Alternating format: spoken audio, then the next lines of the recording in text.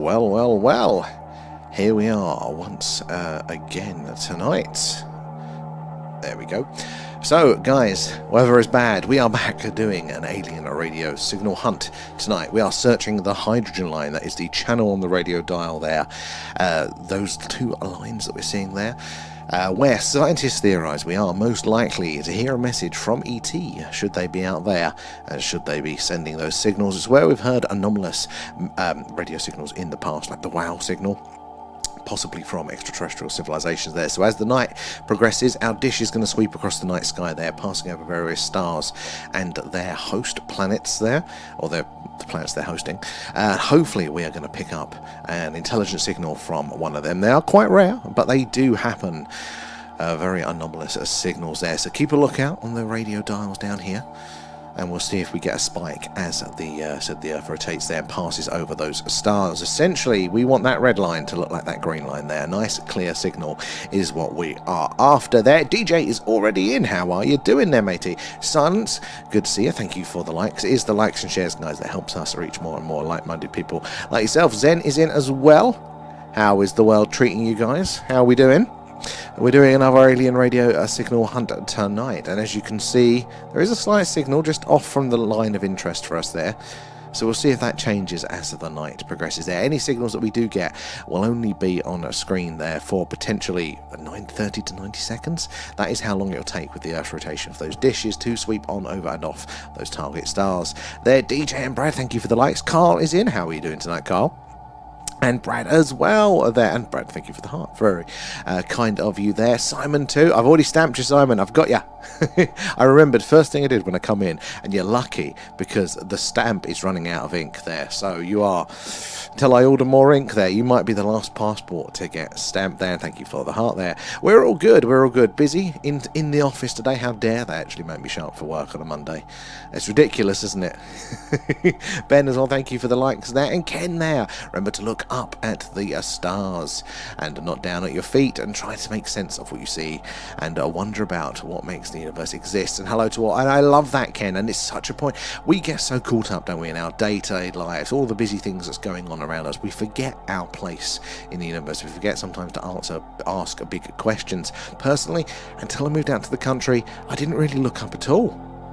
Maybe if the moon was particularly big that night, but I didn't really pay much attention, and just think of all of the things I've missed there. Not necessarily just the ET ones, but, you know, satellites. I hadn't seen a satellite with the naked eye fly over until moving here. The ISS either. Friends used to talk about it. I had never seen it there, let alone a shooting star. I'd never seen anything like that with my own peepers until moving here. So I second that one, Ken, as well. Where's the magic mouse gone? Oh, it's on the wrong computer. There we go. Let's find it. Back over. Oh, it's charting all over the shop tonight. I'm going to need to get the... No, it's all over the place. What's it doing? What's it doing? It's... bloody thing there.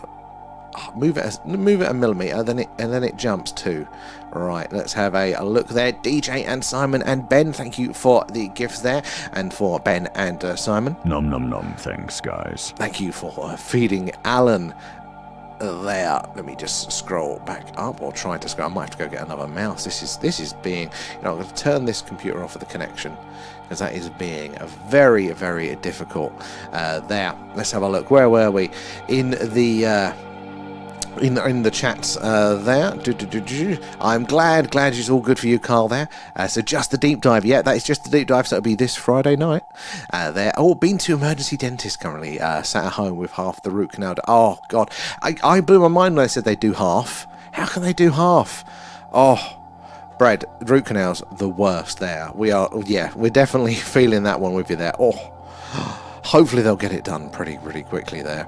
The worst part was the worst part, but it's doubly bad, isn't it, when you get the bill from there. And I was looking at the stars yesterday, DJ, and they're saying I lost 5 minutes watching TV. Honestly, you missed it. You missed all the good shows. Now you got to look up. You never know what you might see there. And how are you doing though, DJ Legalized? It does. Well, this is the new mouse.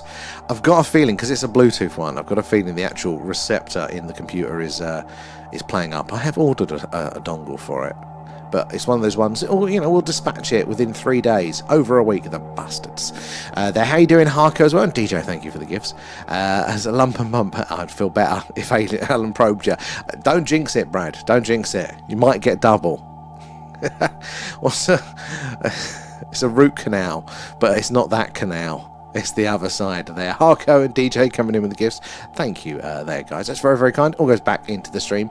And Zen there, yeah. But why are they called hamburgers when they're not pork there? You know what? That's a very good point. I've never thought of that one. That is the questions that we need to ask. The answers on a postcard, guys. Why are they called hamburgers if there's no hamp there? Hamp? Harko, you're across all the platforms tonight there. Anyway, guys, we are doing a live alien radio signal hunt tonight. So we are searching what is called the hydrogen line. That is these lines here. These are the channels on the radio dial, or the channel, but we're seeing it twice, where scientists theorize that out of all the different channels you can tune into, all the different frequencies, scientists theorize these are the ones most likely to be the place for you to hear the message, hello, is anybody else out there?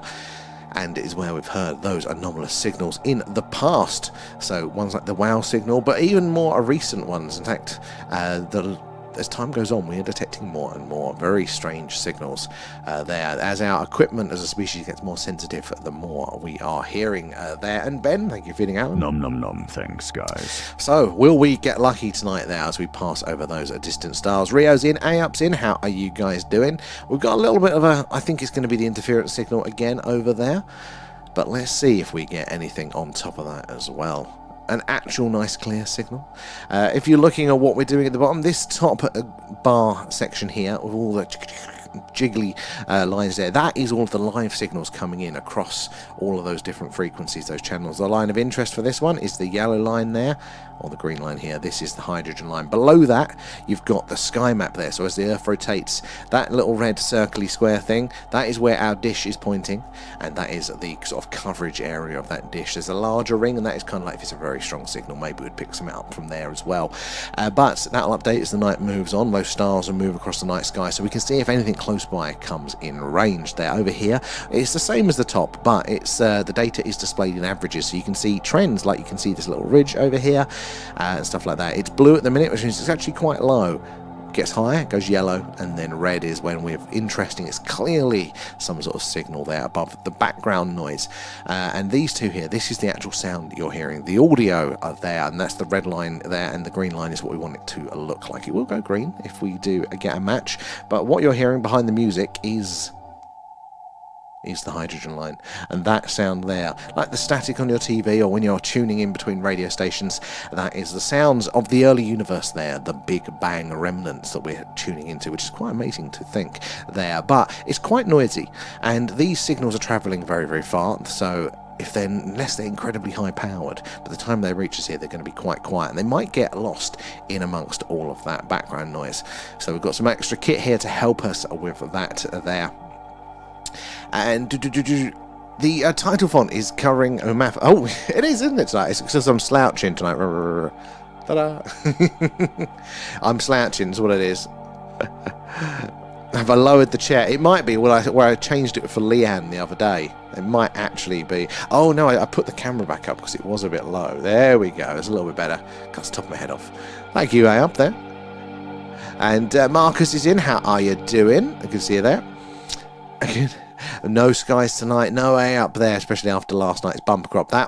We were spoiled for winter, weren't we? But we have got the rest of the week is looking very, very busy for clear skies. So I think we're going to have a good run this week if the camera holds its own. There, AUP put a treasure box in there, so thank AUP when you collect those coins there, and DJ as well. Thank DJ too for those. And it's the 90s modem. It does sound a bit like that, doesn't it? Takes me back, that does there. Not yet, Bags, not yet. On no news on Free Eye Atlas yet. It is still weird, but it's not done the ultimate weird stuff. So as it gets to Jupiter, we'll see if it slingshots round. If it does, I'm calling it very, very weird. There. And had a nap this afternoon there. I'm old, but you needed it. Did you get caught in a sunbeam there, Simon? Yeah, just caught in the sun. Just close your eyes and you're gone there. Like a cat. Let's have a look there.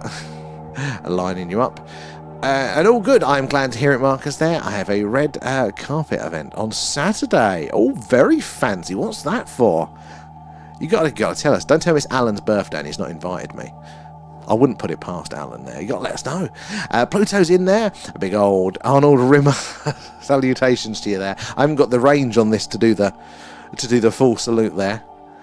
How is everybody tonight? Rio, thank you for the rose there, guys. And A up a 2. And Marcus, thank you for the gifts, guys. Appreciate those. All goes back into the stream. And if you haven't already signed up to the competition, the manufacturer of all this radio equipment, Nuelec, up here, they are giving away 3 starter kits to you guys, so you better do this at home, and all sorts of other radio things. There you go, that's what they look like. All you got to do is join our Discord, link in bio for that. And then in there's a channel that's called Competitions. Go to that channel and just type the word alien in the chat, and then we're going to do a draw. I think the last day of the month, the stream. Then, as we'll draw you live. You've got to be over 18. You've got to be in the UK, Europe, or North America to enter. But yeah, the odds are good. I think we're still below 30 entries on that one there. So it's a 1 in 10 at the minute. So definitely get yourself over there for that, and you can start hunting as well. The more eyes and ears, as we say, the better, I think, for the phenomena there. And took a bike ride out early and got back snoozed. I went for a slight walk over the weekend. A slight walk, like 20 minutes either way, kind of uphill. That floored me. I could have gone for a nap and been out all day. There.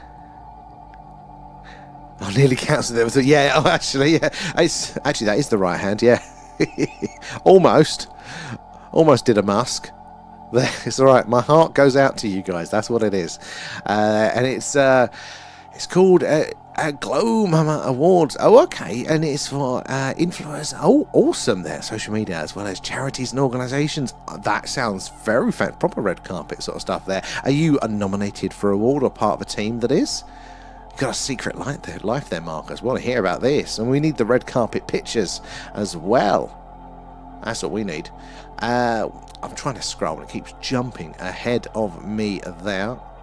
I'm already back to fighting TikTok here. Floofy bags as well. Thank you for the gifts, guys. And Rio and DJ and Brad. Thank you for feeding Alan. Nom. Thanks, guys. A up, and X, and Carl as well. Thank you, guys. Appreciate those. How is all you guys are doing tonight? I'm going to quickly pop over there. DJ coming in again there. Thank you, guys. All goes back into the stream. Where are we? Just have a look. Question, do you use a large satellite dish to receive? So it's a bit bigger than a satellite dish, one of the old ones, and it looks very, very similar. It's a parabolic mesh antenna out there, but it's a similar sort of thing, basically. A targeted dish out there on the roof. Have we got there? We haven't done the behind the scenes on the Patreon for that one yet. I'll have to add that one when I do crawl out onto the roof to do the adjustments that you guys want to see me struggling out of the window there. We'll put a video up of that, and we'll do one of the dish and stuff and the other radio kit there. Who believes Elon on that one? I mean, he's a weird guy. He is a weird guy, so I wouldn't actually put it past him. He is so strange. But I'll take him for the rockets. There, and how are you doing, X? Are you feeling better? And the organisation I work for has been nominated. Awesome aim there. I was just inclusive. Oh, mate, awesome. Oh, well, very well deserved there, Marcus. So, well, fingers crossed for the award, and have a fabulous time. When is it? And there. Is it? We've got to be careful, Sam. Alan may be a polymorph in disguise. Actually, yeah, it'd be less trouble if he was. I can't get when the polymorph was the sausage. I just forever have that image in my head there. Thank you, Pluto. It's very, very kind. I appreciate you guys keeping me company overnight. I think Leanne does as well, because I'd only be stuck with her, and she's quite glad to get rid of me of the evenings, I think. Oh wow, associate director and nurse advocacy work for families, also work for them. That is pretty cool. Oh, well done. I like that one, Marcus. These secret lives that you guys are leading there. Well, good luck for the awards there. And now, how about when it was Alistair's pants? Oh my god, it's been so long since I've seen like classic Red Dwarf. I couldn't get into the newer series. Like there was the one that they brought back. Was it like 1999? There they did that one. Is that series 8?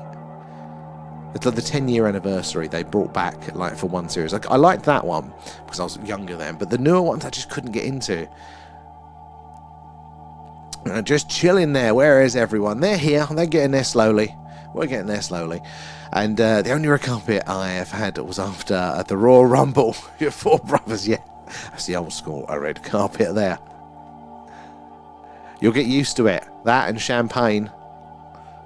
Tom as well, thank you for the likes. Appreciate those, guys. It's those likes and shares that helps us reach more and more like-minded people like yourselves. And the more eyes and minds we have on the old phenomena, the more we can all piece this puzzle together there. But if you are just joining us, we are doing a live alien radio signal hunt tonight. Big dish outside. It's all plugged into the computer here, as you can see all of the meters and the gadgets there.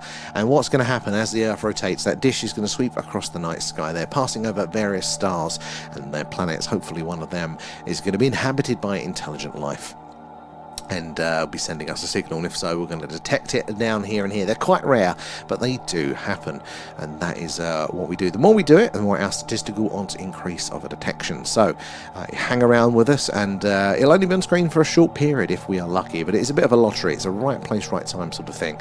Not only have we got to get the right star, and we don't know which ones may hold life there, we've also got to get it at the right time as well, because these signals are so energy intensive. The chances of an alien civilization, no matter how advanced, actually using that energy to send a signal all of the time is very, very low. So they're most likely going to do it occasionally, like us as a species. We sent a high-powered transmission saying, hello, we're humans, we're on the third planet from our star, blah, blah, blah. We sent that once.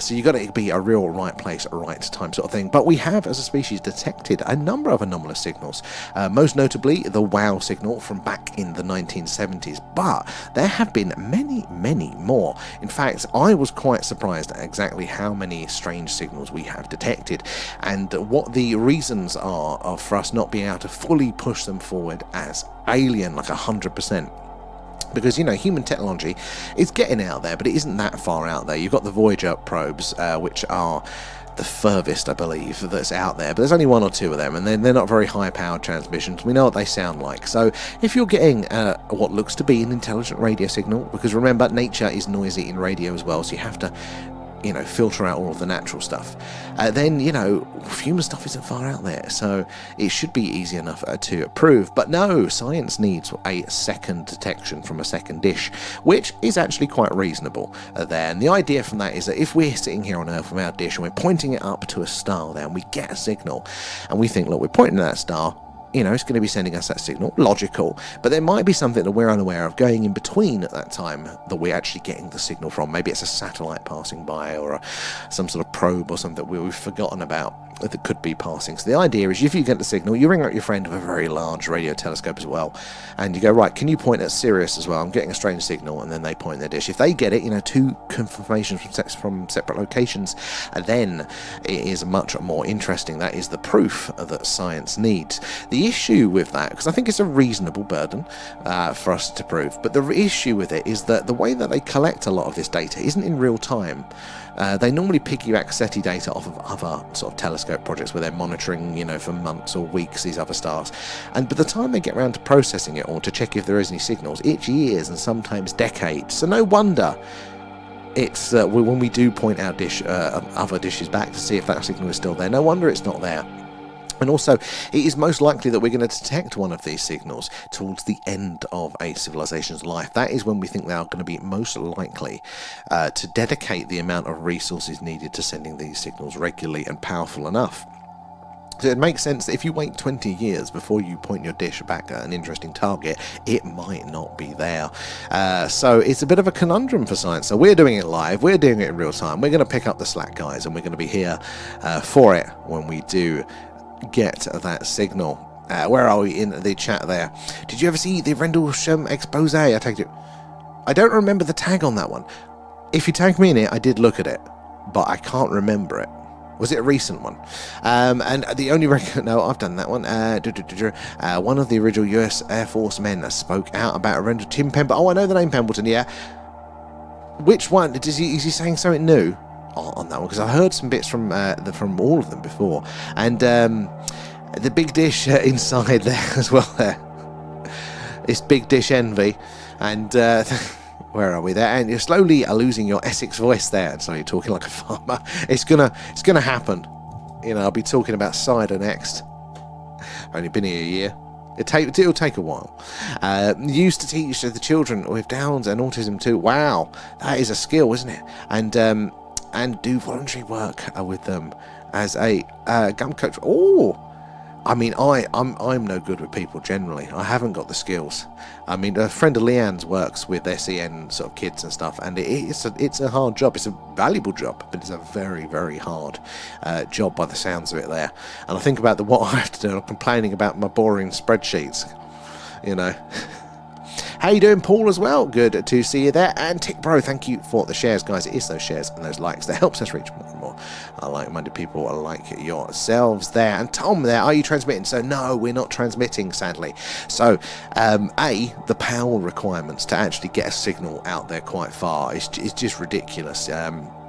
So we wouldn't really be able to do a practical one, a signal that would reach a star at a stronger level. Although we are looking at possible ways around that, so we're going to try. But also the frequency that we're on right now, the hydrogen line, which is 1.420. This is the frequency where scientists think we are most likely to hear a message from ET, and it's where a lot of those anomalous signals have been heard before. But it is actually, and one of the reasons why it's good for us, is that it's actually reserved for listening only. They're not allowed to make technology that broadcasts on this frequency. You're not allowed to transmit on it there under international treaty, because it's so useful for radio science there, for radio astronomy, learning about the universe. They've purposely kept it quiet for now. I'm sure they'll at some point get rid of that rule. So it's great for listening on, but yeah, we're technically not allowed to transmit on it there as well. But for us, as long as we just get a signal, that is it there, and we're listening out purposely for that hello, is anybody else out there message that might come from a distant civilization that doesn't necessarily know if anybody else is out there. But that's why we search this frequency, because it is so useful for those radio scientific purposes there, for learning about the universe. There'll always be eyes and ears on this frequency, no matter what our communication technology might be. And as a species, humans are getting less noisy in radio technologically. We are different methods, a lot of fiber optics now and things like that. So we're becoming less noisy in radio, and other civilizations might be the case.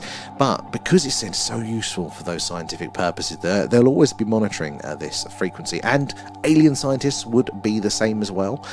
So if you do want that message heard, this is probably the best place, the best channel on the radio dial to do that one. I've been in Lancashire for 9 years and still sound like I'm from Milton Keynes. I don't have to worry about losing my heritage. I mean, the bald head does it as well for me. And I once worked in Newcastle for 3 months and came back with a Newcastle. So I'm a nightmare. I can't hold accents, but I do pick them up involuntarily very quickly. So if I'm on a call with someone, by the end of the hour's call, I'm there. I remember once I took a driving test in Wales. Long story around that.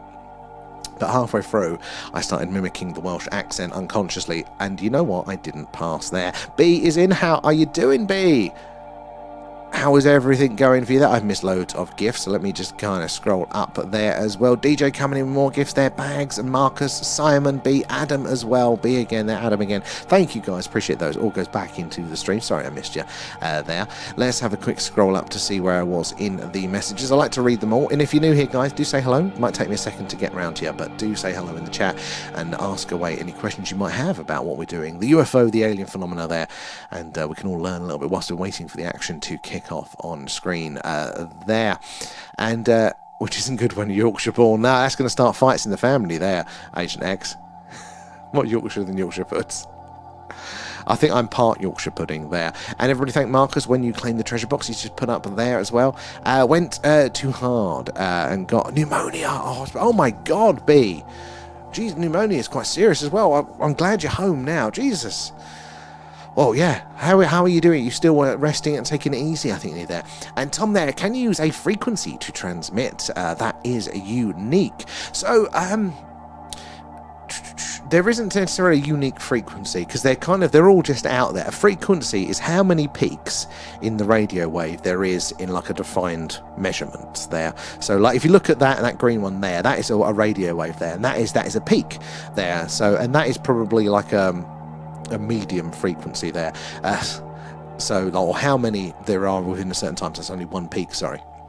there. So, and that's when you're tuning into whatever that is. That's how many peaks there is in that defined period of time. That radio's a bit weird like that. So we could pick other channels to transmit on, but the next problem is the power required to do that one. I would really like to do it, but you have to get like a special license, and when you are applying for a license, you have to tell them how much power and what the purpose of it is, because radio's quite busy. There's only limited space on the radio dial, so they heavily regulate it as well there, and there isn't technically space for us to be sending out these messages there. They might turn us down, but I'm still trying to get clever. I'm still trying to think of a way we can do it. But the next question beyond that is, should we? There are a lot of thoughts out there that maybe we shouldn't be waving and shouting too loudly, because we don't know who might be out there listening, and if that's going to be bad news for us. Old Professor Stephen Hawking said that, probably isn't wise, guys. And if somebody of a mind like that is telling you it's not wise, well, that must mean that he thinks there is a reasonable chance that is possible. Otherwise, he would just said, yeah, do it all you want. We have sent one message as a species, and that was from our most powerful radio transmitter there, which is the Arecibo radio telescope. It was also a space radar, so it could send as well as receive, unlike us at the minute. And they used to kind of like ping high-powered radio waves off of meteorites and things to kind of just get a more accurate understanding of them. But they turned it into a radio, well, it is a radio transmitter, but they basically used it to send a signal back in the early 1970s there, saying, hey, we're humans, we're on the third planet from our star, we're carbon-based life forms and things like that. And then only a few years later, we detected the WOW signal, a very anomalous signal, looked a lot like a technological radio signal, not coming from this Earth, exactly where we'd expect to find it on the radio dial as well. There, how you doing, Ben? Good to see you as well. Let me scroll up there, make sure I'm not missing too many of the gifts there. Ben coming in with the gifts, Rio and DJ. Nom nom nom, thanks guys. Thank you there, guys. Fighting the mouse tonight. It's a wireless mouse, and they're set up with my Bluetooth thing, and it's just all over the shop. So it's taking me a second to wrestle with that one. I thought it had fixed itself, and I put the manual mouse away, but obviously I was jumping the gun there with that one. Isn't it a magic roundabout in Wiltshire? Now, I don't know much about Wiltshire. This is what's weird. I used to be insanely detailed. I'd have to look at all of the maps. I'd know where every road went, when I would drive somewhere or when I'd visit. I'd go, it's around this corner. I'd know it like the back of my hand even before I'd been. But now I'm with this place. I feel like I've just started a new video game, and it's literally my only little bubble around me is all that's visible. I have no real idea where I am. It's quite unsettling. But I'm also not looking, which is weird. We had a magic roundabout in Essex there. That was a mental roundabout, that was there. How you doing, Adam? Seeing your messages now there. And I worked in France for 6 months and came back speaking Irish. Their chef was, okay, I was going to say, that sounds like you hit your head or something there. Why did France come back speaking Irish?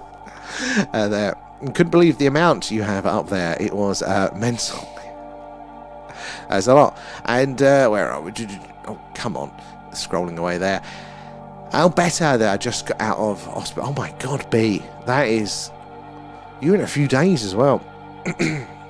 Well, we're definitely wishing you all the best. We'll get Alan to send his telepathic powers your way there. Hopefully it'll speed up the recovery. I was born in Bradford and have been living in Aberdeen since I was 6 there, and I don't speak Scottish at all. Some people don't, do they? They just don't pick up the accents. It's crazy somehow some do and some don't there. Where are we there? Oh, mostly hubby just gave me the phone back today. He told the nurses not to let you. I think, and it's possibly right that you need to take it easy. There, oh, definitely. If that stuff can drain us and then it leaves our body, it's very, very vulnerable there. So I'm going to come in with the hashtags. Thank you for those there. So I'm sure I have missed 3 lifetimes full of stuff in the world this week. Sometimes you have to. You just have to let the other part of the rest of the world deal with it. Got to take yourself away. Yes, I did Agent X. I am very excited to see it there. Simon coming in with the stickers too, and Adam, thank you for the gifts there. I think I am chatting to the alien hunter later in the week. If you guys want me to invite, send us over a message. Who's the alien hunter? And the whistleblower who used to go, hunt reptilians and giants. Would like to hear that one.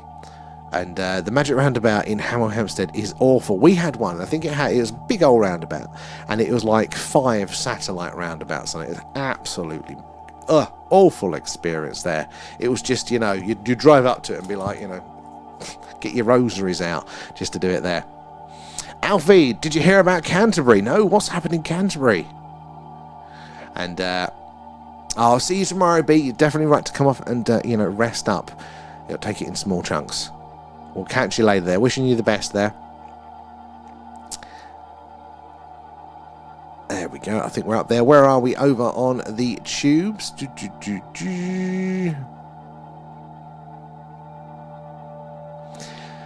Where are we? Over there as well. Oh no, Raf's in. How are you doing, Raf? I thought I was up to date. I nearly missed you there, mate. And he's ex-Special Forces and used to work on classified missions. I'll definitely be interested in that. I'll probably miss it because I don't check TikTok, so I miss the notifications. But maybe some of the other in the community will. So guys, definitely check out X there for that. He's now a whistleblower and exorcist. Although that tells you, doesn't it, something about his experience there, if that's the career choice he took afterwards there. He's a roundabout glass and concrete cows. Concrete cows? I mean, it's appealing to me now there. Oh, the Big Ear, Harko. Yeah, so the Big Ear radio telescope was the dish that detected the WOW signal. It is now a golf course, sadly. But can you imagine if we do, at some point, we go, oh, that was definitely alien. There's nowhere to put a plaque. It's now a golf course there. A meningitis outbreak. Oh, my God. In this day and age. That's, you just don't hear about those sorts of things nowadays, do you? Where are we? No, we are up to date across the board there. It has concrete cows. I mean, I knew it was like a weird grid reference, grid-shaped town and all that. I knew it had a lot of roundabouts and stuff. I didn't know about the concrete cows. That sounds fun. There. Sergeant Pepper. Stand-up. I like that, X. Gotta have a bit of humour with all that stuff there, haven't you? So if you are just joining us, we are doing a live alien radio signal hunt tonight. We are searching the hydrogen line. That is the channel on the radio dial, and it's these two lines here and here, where scientists think we are most likely to hear a message from ET, should they be out there. It's where we've heard anomalous signals in the past, like the WOW signal, but there have been many, many more since then. In fact, one recent-ish signal that I really, really think is a good one is one called, well, it's the weird signal, basically. It's the Ross 128 signal. So it appears to be coming from a very close by red dwarf star there called Ross 128, about 11 light years, I think, from us there. But we know of 2 planets, 2 super Earths in that orbit of that star there, in the habitable zone. So we might actually have a host world from where one of these signals might be coming from. But our closest neighbour there, Proxima Centauri, also maybe sending us signals there. The BLC-1, the Breakthrough Listen Candidate Signal 1 there is an interesting one. Now officially they've said it's probably interference, but you've got to be careful and you've got to look into it. When science says it's probably interference, you'd expect there to be scientific evidence of that one. But no, what they mean is they couldn't prove it was alien. There's no, and my favourite parts about this, when you look into it, they go, oh, we think it might have been satellite interference there. Why is that? Is it on the frequency of satellites that send signals on? Did you hear it twice, maybe, to consider there might be an orbit there? No, we couldn't replicate it. It's not on a frequency that any known satellite broadcasts on. But we think it's probably going to be satellites because we haven't detected aliens yet. It's like, but you might have just detected aliens. Like, fine, you can't say it is definitely aliens without that second.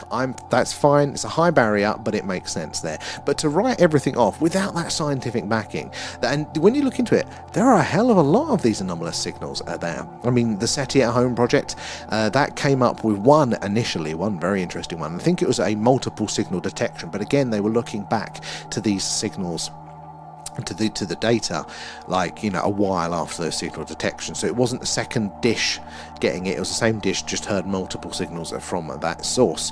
So there have been plenty of anomalous radio signals in the past there, and recently they finished the SETI at Home project. It took them 20 years, and they are left with nearly 100 candidates from that as well. So they will be looking back over those ones soon, but how long is it going to take them there?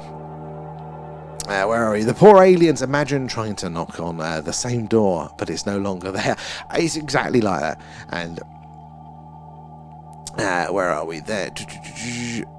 How do you get the signal? Is it a special telescope? So, Alfie, it's actually quite simple, and it's a brilliant question, so thank you for that as well. All it is, I mean, radio is a really simple technology, like really, really simple. And like if anything, the more money you spend, the kind of more precise, the more fancy it becomes. But in its core, it's very, very simple. So we've got what looks like a very large satellite dish, basically, outside, and it's pointing up to the night sky. And in the same way that your Sky television or whatever, you know, that's a dish. It's got the receiver in it, picks up the signal, goes into your receiver there, and then goes into a box, comes out as telly, gets decoded, comes out as telly. This is very, very similar there. We've got a dish, it's pointing up to the night sky, and with the Earth's rotation, it moves across the night sky there. So rather than the fixed satellite position for your Sky dish, this is just constantly sweeping the sky, and if anything's out there sending signals in this way as it passes by, then it will hit that dish into the receiver, and then down the wire into the actual, you know, it's not a Sky box for us here, it's a fancy USB dongle with some filters and things, and then into the computer, and the computer basically is a radio. So it's like your old car radios. If you remember the old dial there, you'd turn the dial and then the bar would go up and down.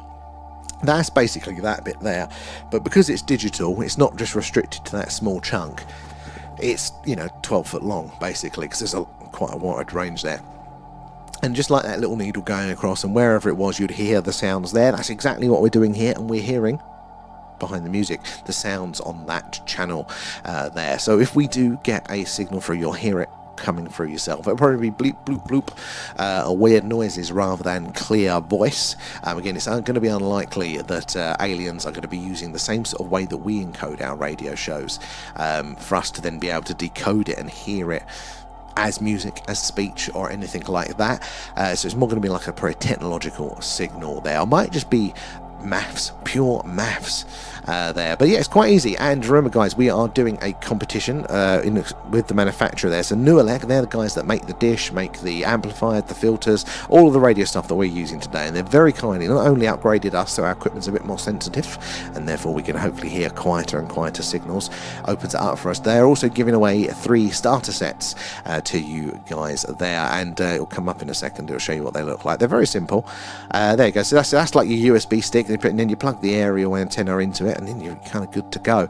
The bigger the dish you have, the more sensitive it is, then the quieter the signals you can hear. But you can get going with something like that, and you can do this sort of thing at home, and a million other radio things. All you've got to do is join our Discord. I've got a link in the bio for that one. Many interesting things on there, but the competition, there's a separate channel. Go to that, it's called competition, and then type the word alien in there, and as long as you're over 18 in the UK, Europe, or North America, then you could be in a chance to win it. And they're very good odds at the minute. I think at the minute it's like 1 in 3. So do get yourself over there. And I love the questions and DJ there. But if you think of it like that, then you have to think about the Fermi paradox there. So the Fermi paradox is one which is, you know, where are all the aliens? You know, if alien life is out there and the universe is so old, surely we should be seeing all of the aliens and evidence of it. And it makes logical sense. You know, why are we not seeing spaceships flying everywhere? Why are we not seeing the stuff? But when you actually look at it, there is a hell of a lot of evidence. We just can't push it over the line to 100% confirm what it actually is. But there's a hell of a lot of evidence. So when they say, where are all the aliens? They're up there. There is evidence. I mean, we have got so many stars which are acting weird to our understanding. And by acting weird, I mean they're displaying signs of having shit go on around them. That we're detecting just by those weird light changes all the way from over here, let alone all of the radio signals that we hear and the many other sort of stuff. So you know, I think there's a lot there, but it's a very good point, DJ, because it's a very, very popular one, isn't it? There, you know, the Fermi paradox, and the competition results. So we'll be doing it at the end of the month there. So we're running it throughout March. So the end of the month, probably the last day. What is the last day of March? When does that fall for us? I've not even looked. It's a Tuesday, so it'll be a Tuesday night. We'll come on and we'll do a live draw on the stream, and then I'll message you on the Discord. That's why it's on Discord for your addresses, and then I'll pass them on to them, and they'll get them posted there. So it'll probably be this sort of time there and then. Tell me I have lots of... Harko, I think you know you've got lots of radios. And that's a good thing. Have you ever had a signal come through there, Adam? Sadly not. going to be honest, that the sky watches that we do every night that it is clear, so when it's a clear night, it looks like this, and we're seeing all the weird and wonderful things flying around the night sky. We see lots of anomalous things in those sky watches there, but the radio signal hunts, these signals are much rarer there, but the more we do it, our odds increase, and they do happen. But it is a bit of a lottery, you know. It's a right place at a right time. You've got to put in the work, you've got to put in the hours. But the sky watches, there's something strange pretty much every stream. Even last night, we had loads of movement last night. It's pretty cool to watch this. So do make sure you're following. This week we are going to have some clear skies, so I'm sure there'll be plenty of opportunities for it there. You can hear already planes on amateur radio there, old church radio, taxis, FMs, exactly, but a good point there. There are so many things, not just the alien stuff, there are so many things you can play around with those radios. M to the C is in there. Simon, thank you for the gifts there. Tina too. Albert, Tina again there. A up. Oh my god, I missed so many. Albert and Marcus and Rio. Thank you guys for the gifts. Appreciate those. Sorry, they just jumped ahead of me. I hadn't seen them there. But yeah, I do appreciate those. All goes back into the stream there. Tina.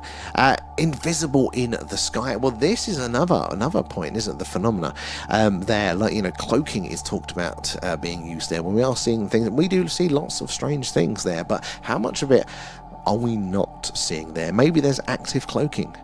Maybe there is a byproduct of the technology that they're using, you know, it just makes it invisible there. Bending light around things, you know, if you're messing with gravity, you're messing with light as well, and you're also messing with time, which is really weird.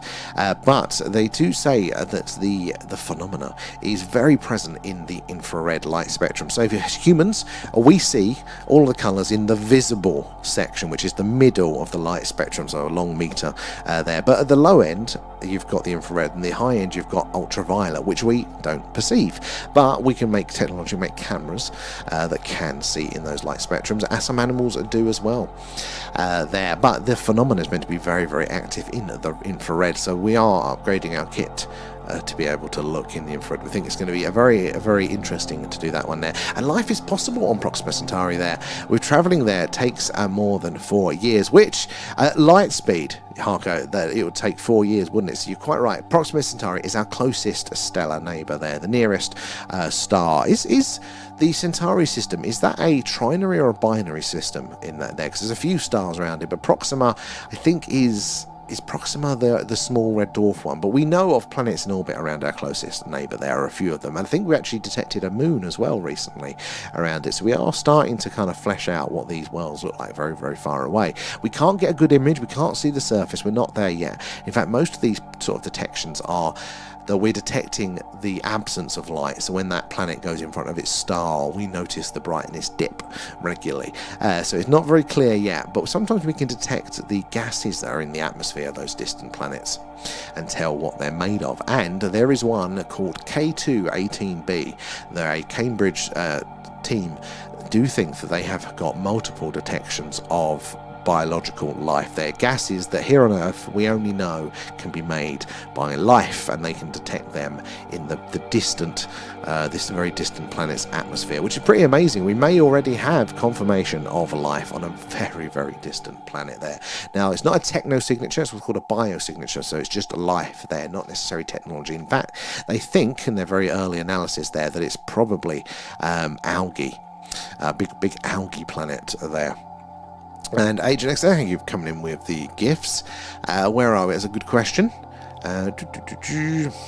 But yeah, at the speed of light, yeah, so is it 4.3 or 4.6 light years away? So if we were travelling at the speed of light, it would take 4 years to get there. But without the speed of light, we can't get really particularly anywhere close with our current technology, so it would take a hell of a lot longer. But we are talking about sending missions over that way there with light sail technology, basically very small and light satellites, and we shoot a laser at them from Earth, and they can get them up pretty damn fast. But it'll still take them a while there. Loving the stickers, Agent X there, feed him. And when are we having painting hour with Bob Rust? That's about right there. happy little trees. That's going to be Leanne's finger painting now. That'll be the next craft stream we do. And what are your thoughts on the WOW signal, Adam? The WOW signal is amazing, and it is such a good candidate signal. There have been a number of attempts to explain it, and there's a very popular one going around at the minute, which some scientists are saying, oh, this proves that it isn't, but it's not conclusive, and it's not conclusively accepted yet anyway, that it is an answer for the WOW signal. And personally,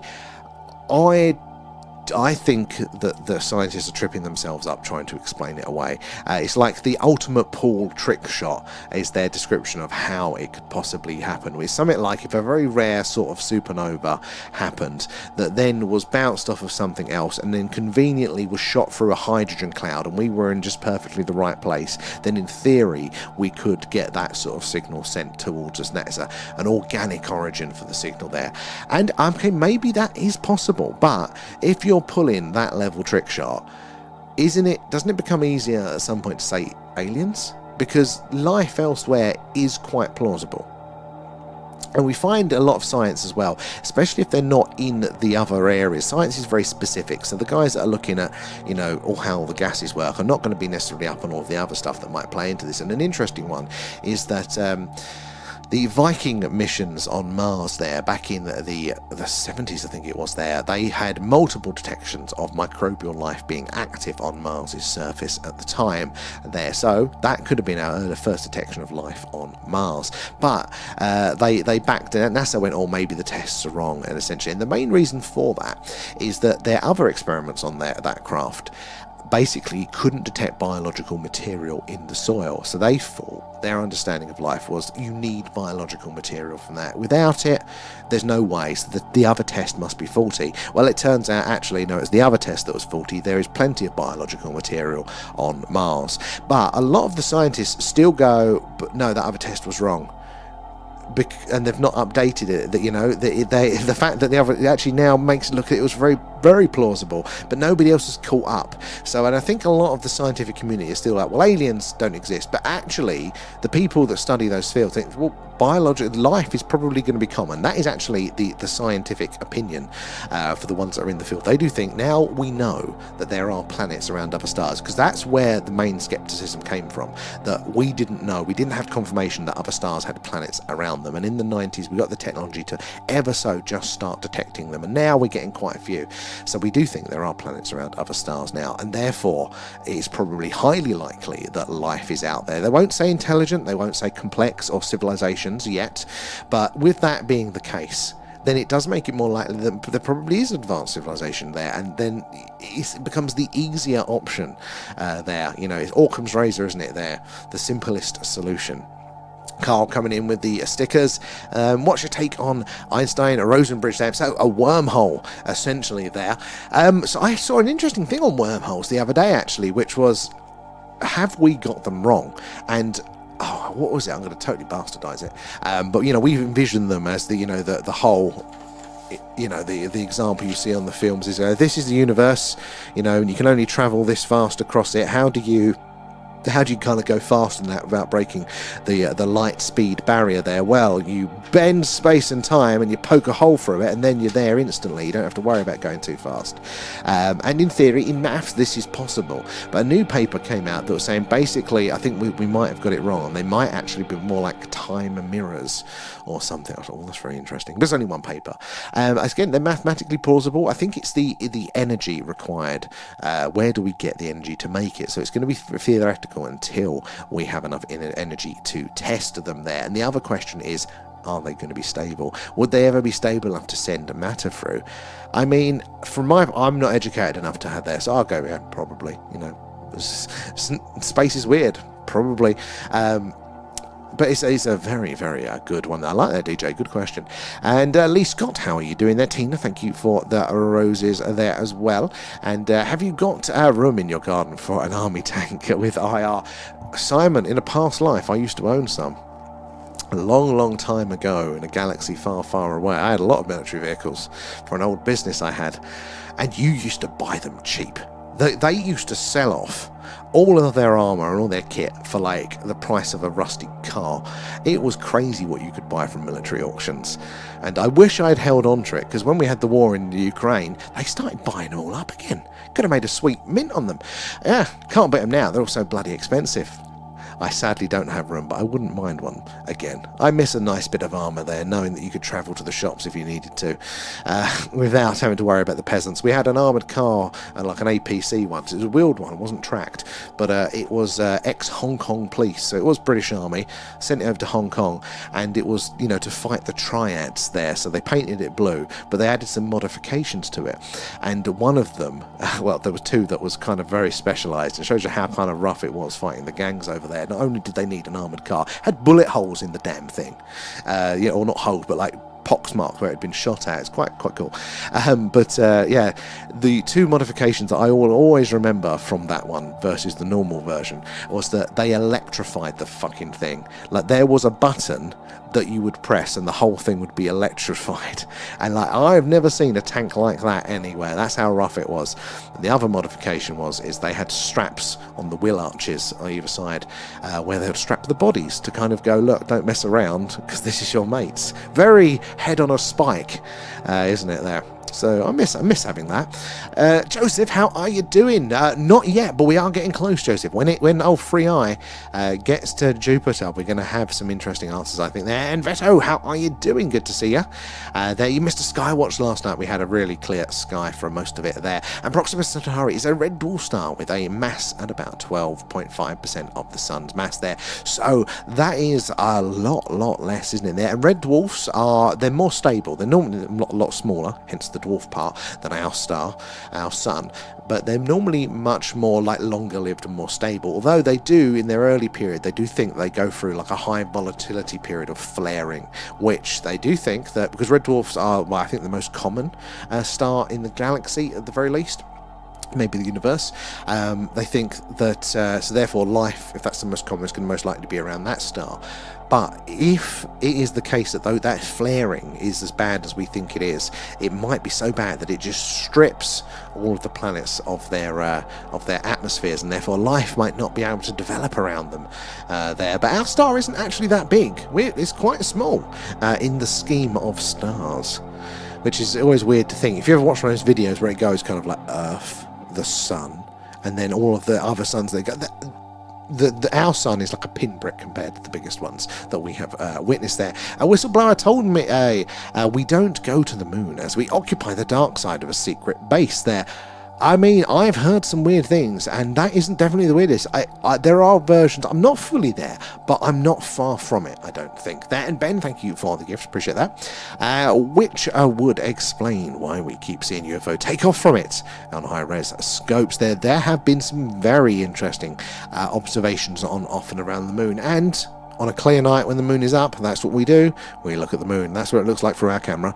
We saw the craters, all the details, and hopefully observe some of those weird things ourselves. Though we did have a glowing crater once. Now, that has been witnessed by astronomers for a very, very long time, glowing craters on the moon. And the moon shouldn't. It's not got any volcanic activity as far as we're aware. It's a geologically inactive rock. So what is potentially causing that glowing there? They call them, was it a TLP, translunar phenomena.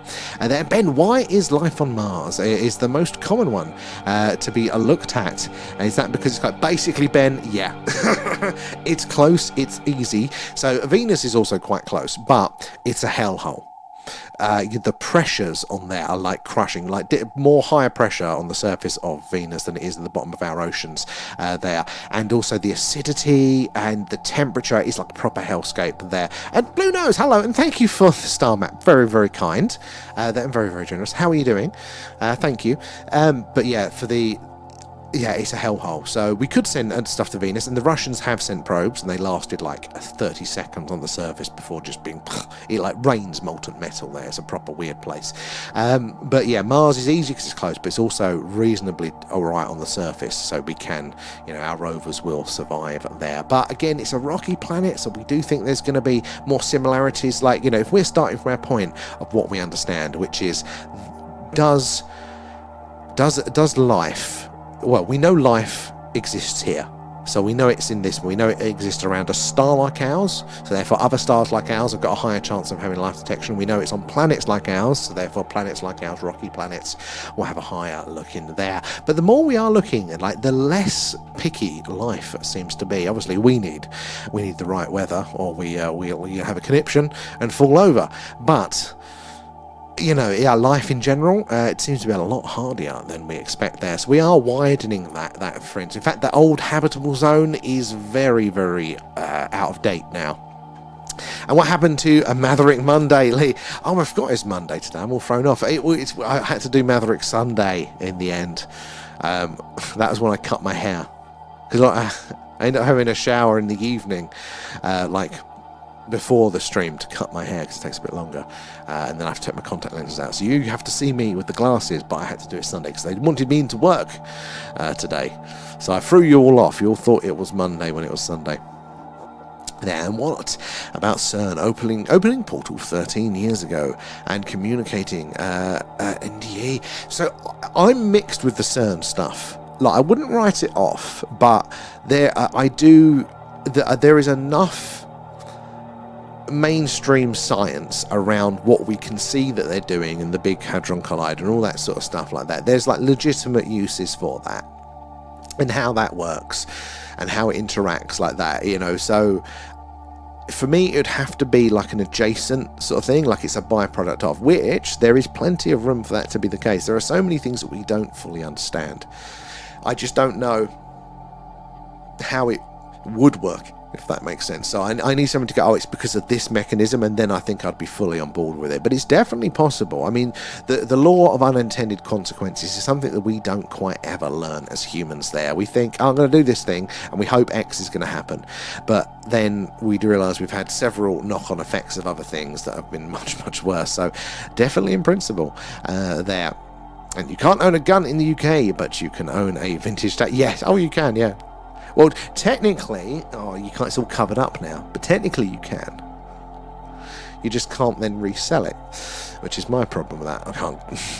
I saw a gadget on AliEx today to electrify a motorbike. There. I mean, when I mean electrify, I don't mean battery operated. I mean, if you touched the outside, it would electrocute you. It used to have a little chain that would dangle behind it to earth it out. As well there. Tina there. I do think the science playing around with CERN is not good, like portals, etc. So yeah, like 100% there. Like the scientists just never learn. You know, it's the law of unintended consequences. They never get that. They go, well, we haven't seen any evidence that, yeah, because you've not done the fucking test yet. God. So I totally get the apprehension there. How are you doing, Captain Blue Nose? Just to get into the comments now. And my moon don't look like that. It must be fake. And I've never heard of the moon glowing. It's crazy. Apparently, yeah, it's a rare phenomenon, but it does happen there. And it's just craters apparently glowing. Weird outgassing as well is another one that happens on the moon there. And again, it's meant to be inactive. So there are lots of weird things. I mean, and the moon itself is weird, just in so many ways that are agreed with science as well. Let alone those sightings as well. The moon is strange there. They want TVP there. Terrific V phenomena. Where is V today? That's a good point, Agent X. They're loving the stickers there. And I posted a really good Jews video on the probe sent to Venus. One probe lasted 2 hours. That is very good, isn't it? The Venera probe was that, wasn't it? The Russian probes there. One of them last year was going to re-enter Earth. I think it did. We don't know where it went now. But it was one of those beautiful stories that basically the Russians sent up these absolute tanks to survive the Venetian atmosphere, even just those short periods there. They were built like tanks, these probes there. And basically they launched it, and during the second stage I think there was an issue, so it went, they lost it and they lost communication with it, and it went on this really weird eccentric orbit there. But we kind of relocated it. We saw it on the old tracking, and last year it was predicted to re-enter the Earth's atmosphere after all of that time up there. And it did re-enter. We don't know where yet. I don't think that anybody found it. It must have gone into the ocean there. But the funny thing is, normally things like that would break up re-entering the Earth's atmosphere. But this is a Venus probe, right? That thing, it said, it is built to last like an absolute beast. So there was a good chance that thing went, oh, we're here eventually. And when it detected it was in the atmosphere, started going through the processes of deploying parachutes, thinking it's on Venus, because it ain't going to break up on our, that thing's a tank there, but the parachutes were designed for a different atmosphere there, so it probably still plummeted at speed. But I just thought, how cool would that be after 30 or 40 years, maybe longer now actually. When was it, the 70s they did it? Yeah, 30, 40, 50 years, flying around in space. It eventually thinks it gets to do it, does its mission there, which I thought was very, very cool. Ballooners, you've got a crossbow. I've got one somewhere. It's only a small one, but the actual string's gone on it. I need to look at that. Surprised we're allowed them in this day and age. It was a tag to make it. Electrocuted, stealing it. That's a very South African. Have you seen the modified cars in South Africa that just have flamethrowers out the side? You're going to need them in Essex there, and CERN scares me, and it did before they built it.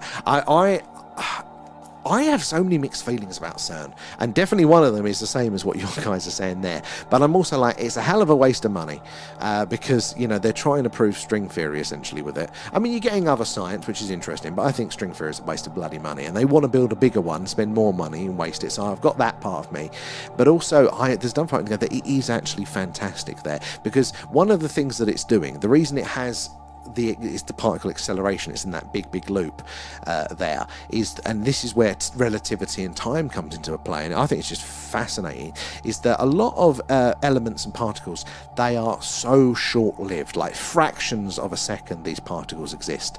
So for them to detect them and then analyze them and understand them in that time, it's impossible. So what they do is they speed those particles up to as close to the speed of light as we can as humans down here on Earth do that, which means that for that particle it might still only exist for a fraction of a second, but for us, because of the properties of relativity, we see the particle for longer, so therefore they can analyze it. So I'm like, that is a genuine reason we know that works, and I just think that's absolutely amazing. But the law of unintended consequences are definitely at play there, and the moon only glows when it's on a date with Mars. Aww. It's wearing the rose there. How you doing, Tick as well? And thank you for the gifts up there as well, Ben 2. I appreciate those guys. It all goes back into the stream. It says we lost it. Some of the images that the probe sent back from Venus is almost a carbon copy of Mars. It does look like it, doesn't it? It could have been, we do think, before it went like it did, it could have been a water world. Venus, Earth and Mars all could have been very, very, very similar planets there, and then they all could have hosted life, and in fact they all could potentially still host life. So we've got the Viking probes, didn't we, for Mars, and there's currently bacterial life on Mars. Obviously here on Earth, lots of life, we can see it, and also there is detections in the clouds potentially of Venus. They do think they've detected, what's the name of the gas there? There's a gas anyway that again we only know to be made biologically by bacteria, and they think so. The clouds of Venus is very Earth-like, higher up in the atmosphere, and they think they've detected that gas there. So again, we could still have life on those 3 planets. And what would that mean? If life is on the 3 closest planets to each other in one solar system, it means life's going to be bloody everywhere, just statistically there. In Kenya, the cars are held together with rust and duct tape. Reminds me of my old Land Rover, that. And the whistleblower said crossbow bolts and energy weapons work better on reptilians. Note to self there. Do work on Alan. Although I've tried electrocuting him, it doesn't work on him. And the moon, we only see one side, which I think is crazy. And they say it's a metal.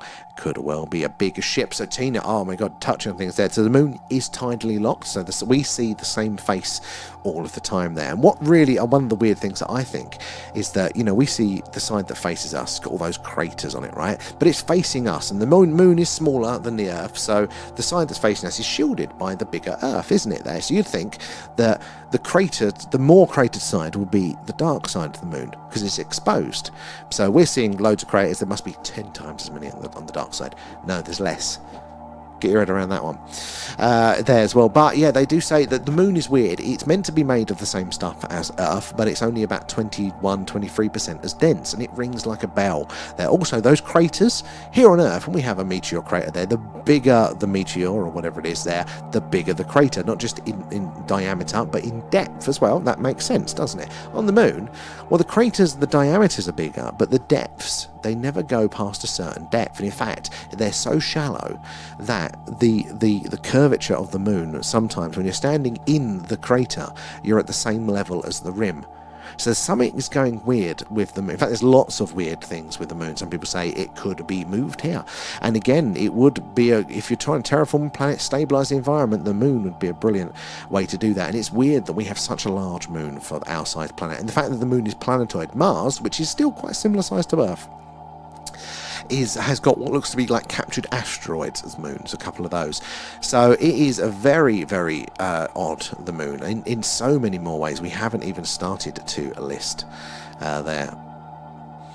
And the UFO there, the moon sounds like a bell, it rings like a bell. It vibrates and implies that it is honeycombed or hollow. I tried to combine those words, it didn't work there. The moon is CI radar. The moon is a UFO. I don't disbelieve it. Like I'm not fully, but I could see it. I could see it there, Optimus Price and Bumblebee. To the moon's always safe there. Sorry, tubers, I've been neglecting you guys. Been trying to catch up with the TikTok. Take me a while. Vinny's in there as well. And which dish is best to use? An offset or a prime focus there? So I have no idea. I literally I'm learning as I go. So when you get the answer to that, let me know. So the dish that we've got is by that manufacturer there, and it is tuned. So the actual receiver is tuned for the hydrogen line. So that's the main reason that we chose this dish, was for the fact that it's already pre-tuned and I didn't have to mess around. You can make them quite easily, but it's beyond me. Oh, Kate, hello. You're over on the tubes tonight. You've been neglecting them. You want to pop over there. What is happening with everyone tonight there? Tech just isn't tech. Is this the mouse again? It is Mercury in microwave there. So it came in at 22:22, and the energy is terrible, and I feel on edge. You're still not sleeping well. Same. I can't even spell. You might need some rest as well. I'm in a funk at the minute, so I could definitely see it there, picking up on something. Again, there two possibilities exist. Either we are alone in the universe, or we are not, and both are equally as terrifying. They're Arthur C. Clarke, and they are. This is the thing. If we are alone in the universe, well, that implies one of two things then. That either we are very, very lucky to exist, or that there is a great filter. There is something that all civilizations and all life will come to eventually, which will wipe them out. And it means that most likely that is still ahead of us, and we're still yet to be wiped out there.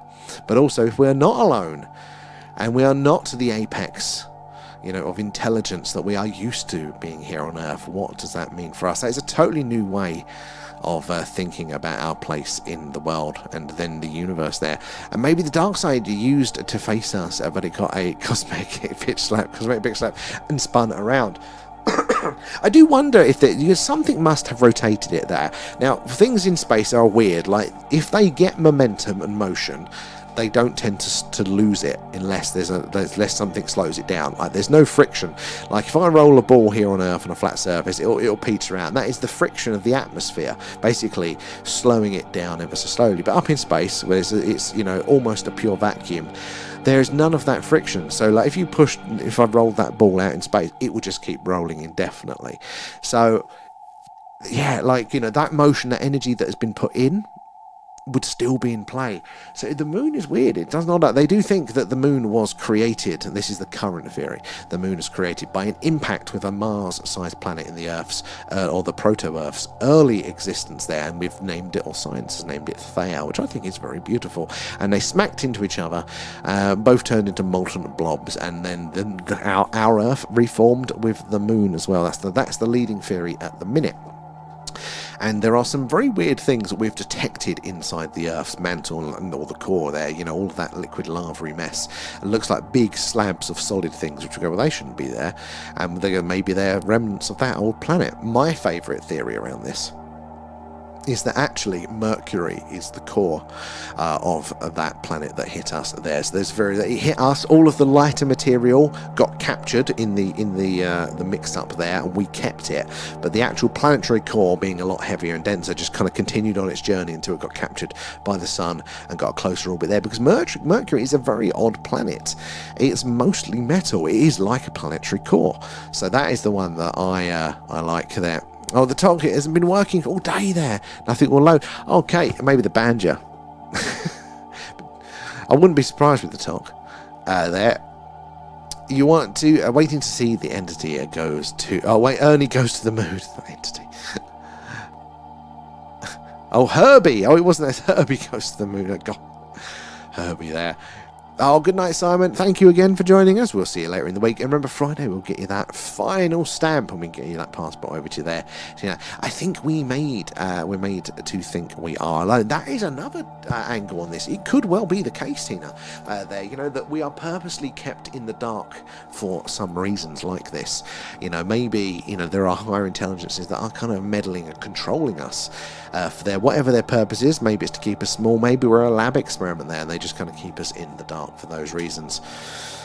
Could well be the case there.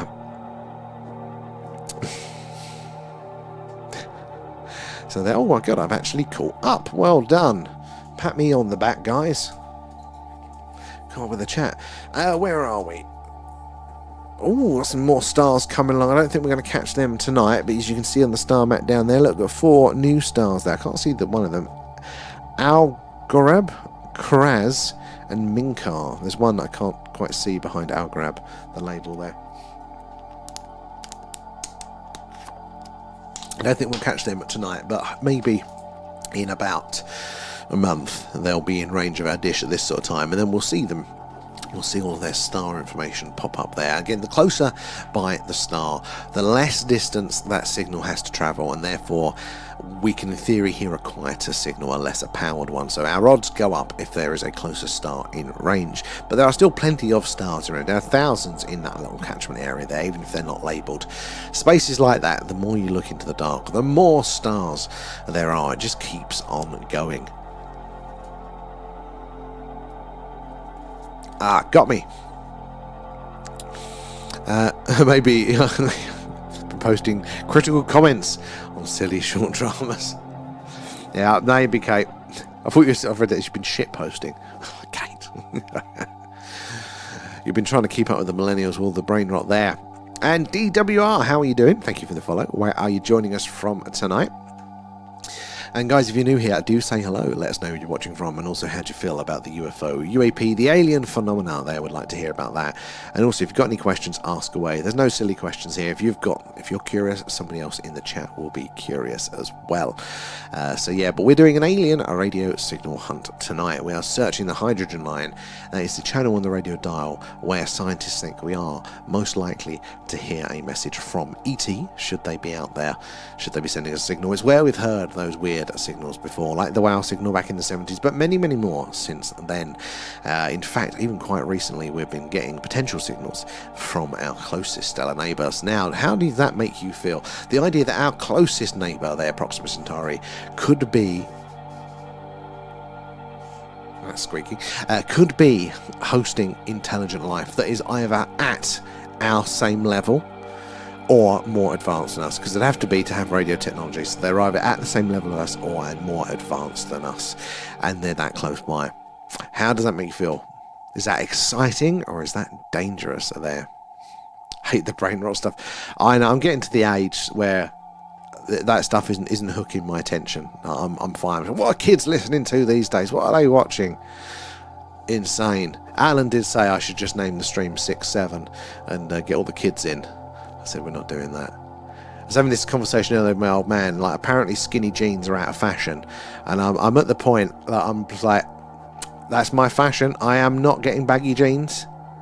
That was fashionable when I was young, and I'm sticking with skinny jeans until I die. There. It's standard for me. They're 90% of posting shit posting. Well, is it better than the smut posting? How are your novels coming on, Kate? Have you been in the creative flow there today?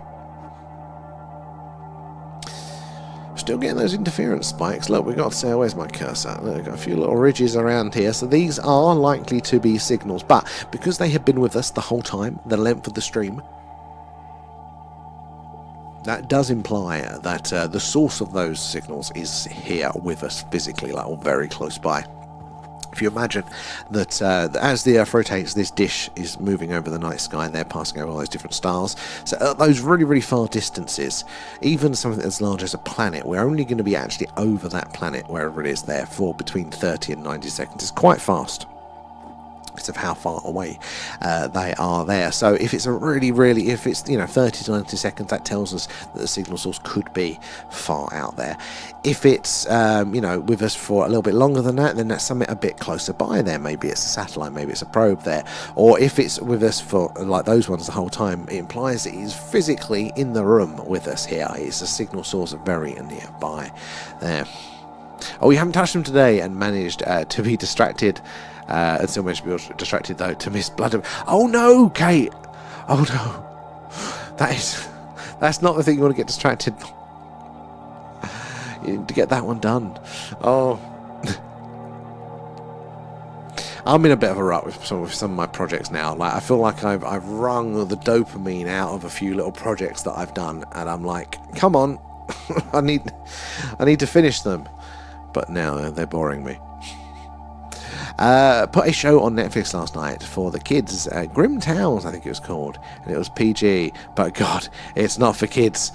Kids' heads getting cut off and all sorts. I mean, I think the kids need that these days. They're far too protected. Shock them a little bit.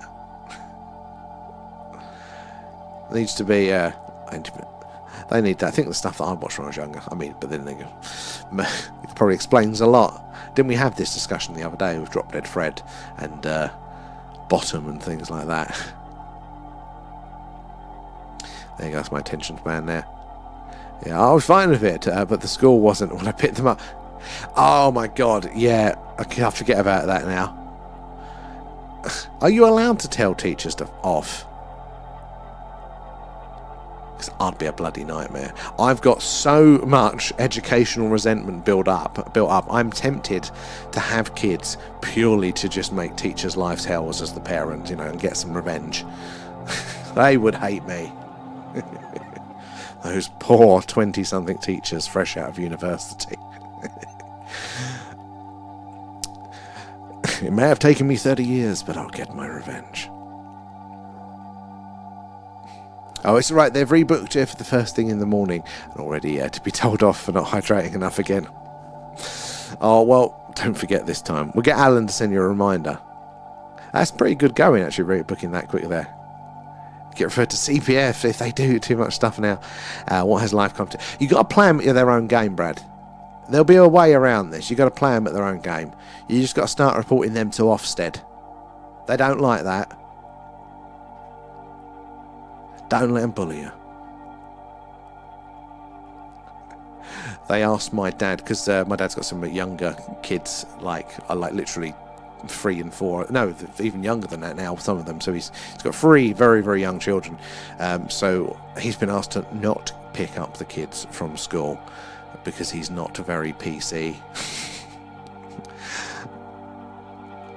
And lucky my kids' teachers, I've known them all for 15 plus years. Okay, that works. Can you get them taken on holiday then? They'll just sign you off. Get the ins there.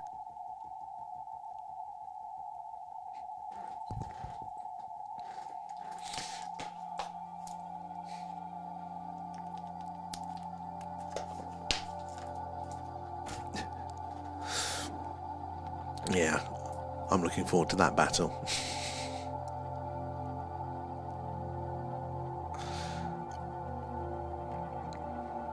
Have we got anything?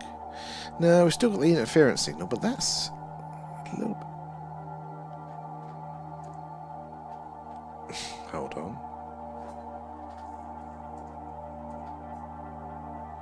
Did that still work? I accidentally locked my computer. I'm like, does it still run when I lock my computer? But weird deja vu as well. That's weird. I've been there. Teachers act like they're high. Oh, they do. They do. I do know actual individual teachers as well. And I've got teachers in the family, and I kind of have to separate it because I've got such a resentment streak that I'm not fun to be around. Poor people there. And Freeman, how are you doing there? And Alan's voice. I don't do the voice of Alan. No, but Alan's been practicing himself there. Oh, Menkar is a luminous red giant there. So a bright red giant. Getting red giant. Is that like Beetlejuice is a red giant, isn't it, as well? And you remember the Grizzly Towers for gruesome kids. And imagine if that was on a TV nowadays. I don't remember that one, actually. I know the name of it, but I think I must have just missed it. Was it the Demon Headmaster somebody mentioned the other day? And I caught 1 or 2 episodes of that as a kid, and it was bloody terrifying there. Lee, so we've not got really much close by in range tonight. There are plenty of stars, but they're all like quite long distance ones. We're in a weird patch of sky that's quite empty at the minute there. What's happening on Alan's spaceship this evening, Sam? No, Alan, are you in your spaceship? He's having a snooze. I think Alan's gone to sleep on the job there. 220 to 250 light years from Earth. That's not too far. I mean, you wouldn't want to walk it, but it's not too far in the scheme of things. Oh, so that's what that missing one was there. So it's behind. I'll grab there. That's Menkar. That makes sense. That's still close-ish by enough there. We'll have to get Alan in his spaceship in a second there. You still get earache, but I can tell them to nap off and still have a nice chat the next day. Oh, I wouldn't be able to. Especially when they come back with stupid things. Whatever's the latest fashion at school.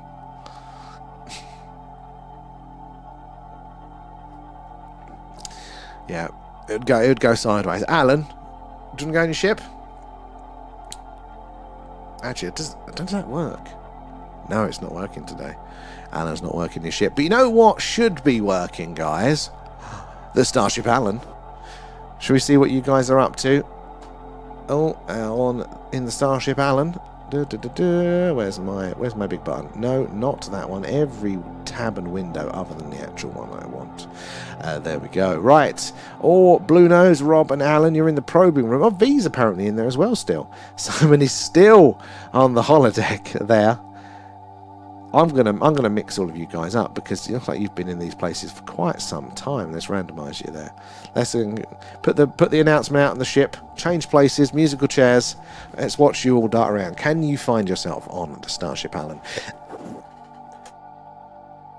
Whereabouts are you hiding now? So we have got Alan is now in the holodeck there. What's he simulating? Probably more probing. Brad, you're in the hydroponics bay. Real Kate is in engineering there with Marcus. Raf and V are in with Vinny are in the transport room. No, Vinny's gone to the armory. He's going postal there. Fake Kate was in sick bay there. A-Up is in sick bay with Gary and DJ.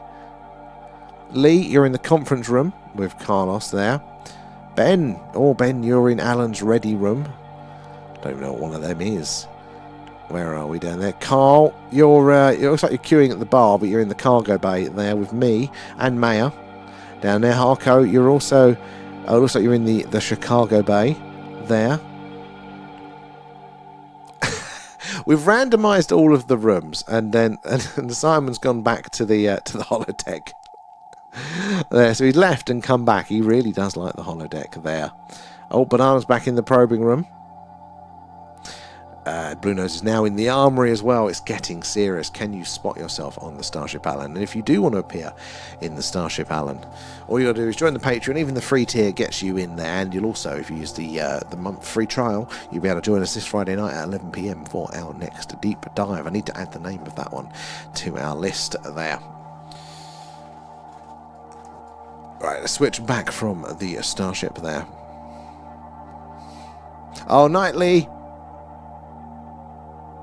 Where are we? Is it a deep dive or moving up for it? Ben, it's deep dive. And what is the... I have to get it up again, what it is. Still in the armory and the bar. Once the bar's restocked, you'll be straight there. You don't think you've been in sick bay before? The picture of health there. Oh, night, Brad, as well. And Zen, I used to watch the Demon Headmaster after school there. Very MK Ultra-ish. Actually, on reflection, yeah. There, I've had a couple of novices just go to the heads of year, and they'll deal with that. I like the sound of that. Yeah, there's always a way. There's always a way to get them back. If they want to start playing games, there'll be a way. Do you hear about the people that were complaining about their school in that WhatsApp group, and the school said they felt threatened and they got nicked? Total teachers doing that sort of stuff. The clone has contracted a sickness. Maybe the clone is degrading. They do that, don't they? They start to like melt. They don't last long. Pokemon. My Pokemon was my favourite after-school cartoon. There, that just came in when I was in senior school. Just about came in. I remember the first round of Pokemon cards being released and the kids starting to get them. And I remember my friends, like me, couldn't afford them, so my friend made some himself. That was my first time of going, what the hell's a Pokemon card? There. I did get some later on. And I swear I kept them. I was never really into them. But they're worth a hell of a lot of money now. They're worth a hell of a lot of money. My mum's moving into her house in a couple of weeks, and they've got a lot of my old kid stuff in storage, so I'm going to go through and see if I can find them. But I don't think they're still there. I think they've been lost to time. If I come back and I've got the old gangster gold grills, you know I found my old Pokemon cards. Oh, and if the Skywatch camera works, you'll know. There. Night, Brad. Thank you for joining us as always there. Oh, Nettie, what's your news? Good to see you. Let us know there. Zombie virus breakout. That can be a mode for the ship, can't it? For the starship. Nettie, thank you for the gift. Yeah, we do a zombie breakout mode, and you'll all get sucked out of the airlock.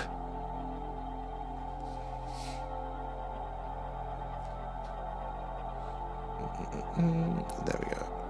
We're up to date. Not much going on the radio side. Even the background seems to be quite consistently flat. Damn the new sensitive equipment filtering out some of that noise there. I went for an interview on Saturday. They arranged today, and I got the job. Congratulations, Nettie. That is awesome. What sort of job is it? And on this day and age, well done. It is so difficult out there. So genuinely, very, very well done there. Oh, that's the point. DJ, you still in? Because you had an interview as well. I need to ask about that. They are crazy money, and I feel old now. There, no internet when I was at school, or even home computers. I remember it was junior school, so it's still quite young. But I remember when the internet was being rumoured. You know, like the one television show that, would mention this new thing called the internet. And now our computer room, which was all the old Acorn computers, remember them? You'd collect the vouchers for schools. The computer room. The computers didn't do anything really back then. They were useless.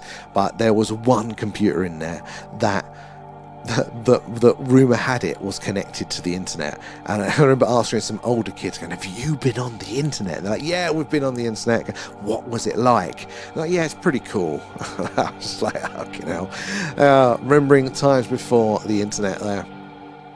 Ping pong was super exciting, and it still is up. Hill I will die on. Support workers, they got no start date yet, but waiting for the DBS. That is awesome, Nettie. That is very awesome there. So well done. It's just tapes to load. Tapes to load a game. Oh God, yes, yeah, an hour. Often didn't work. So you had to rewind and start again. Now, I missed that. It was floppies were the earliest games there. So, Alan says congratulations as well. But yeah, I remember floppy on the Amiga. That was my earliest one. Oh, and with my kids' schools, I've always dealt with the SEN team there, and they're better than the regular school staff. Yeah, I can imagine that, actually. They're more used to more challenges, I imagine, more tolerant. One of the Paul idiots just sold a Pokemon card. Oh, for 16.2. Oh my god, I hate those two. 16.2 million for a bloody card. That is. Oh, can you imagine it? I found them. I know I had them. I definitely didn't sell them. I never sold anything as a kid or anything like that. So in theory, they should have been in the loft all this time. But I couldn't find them when I last looked. I'm just hoping they're hiding somewhere that I didn't notice before. Breaking your mom's PC, trying to get The Sims on it for the first time. Oh, you're borrowing games from your friends. Like, what was it? Yeah, The Sims. I have fond memories of when I was young. It's on sale at the minute. The Ultimate Collection on Steam for like really good price. I was going to get it, but then I thought you guys wouldn't see me because I'll be playing that. But Age of Empires, that was another one that I absolutely just killed, like, for a long time. And I borrowed it off of a friend in school, and like it just passed the raw disc around, no cover or anything like that, and it got snapped at some point. But I loved that game so much, I still tried to play the broken disc. And yeah, don't spin up a disc that's got a crack in it, guys. It doesn't go well for the rest of your computer.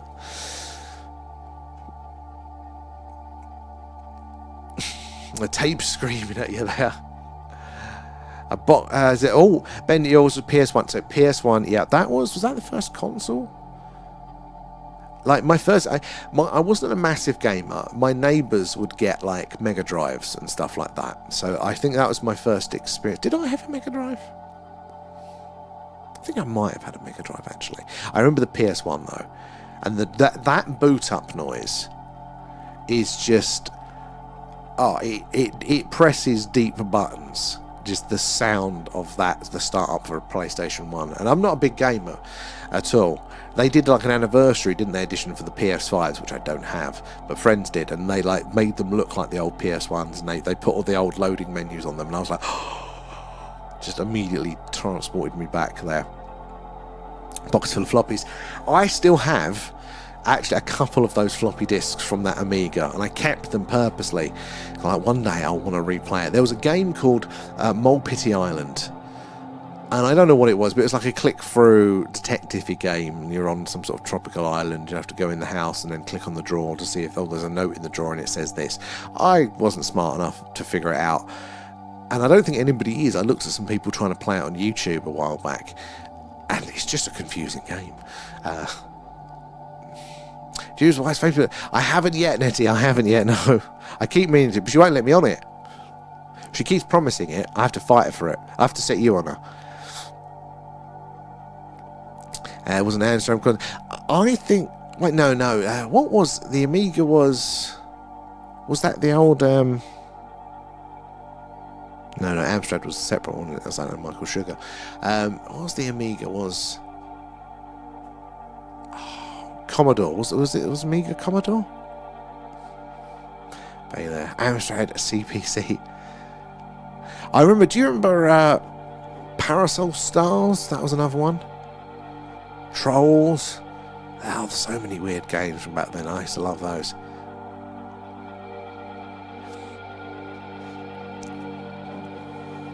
Oh yeah, the Amstrad as well.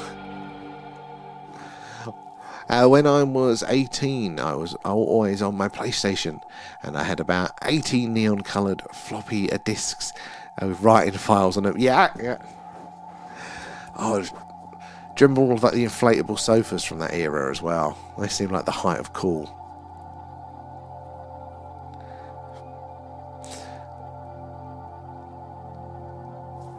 Everyone have a go. Oh, thank you, Nettie. And yeah, we have. I think we all have. I think. Tired. They had the audacity to drag me into the office today on a Monday. I like to take my Mondays easy, but no, I had to go in and see humans.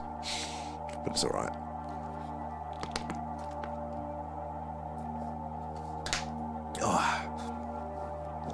We got the. I had to go in because I was pitching the quest properly. It has taken this long to get the sit down with it, but it's past the first stage. Whether it goes through all of the final steps, we shall see. But hopefully we can get the quest commissioned as a more regular thing on its own channel.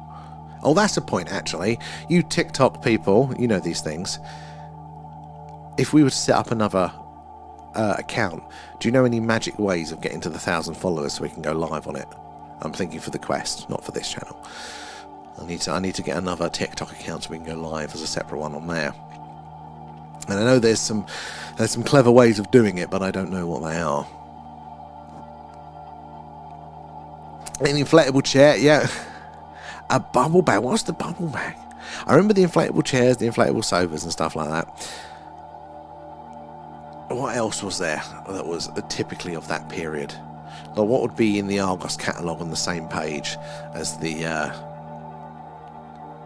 inflatable chairs? If I let me know. Will do. There is a way. Somebody was talking about, like, is it reshare or follower groups or something like that? It was something like that. There was something that you can do, like, you know, you follow their group, they follow yours, or something like that. I heard. I know people that have used it.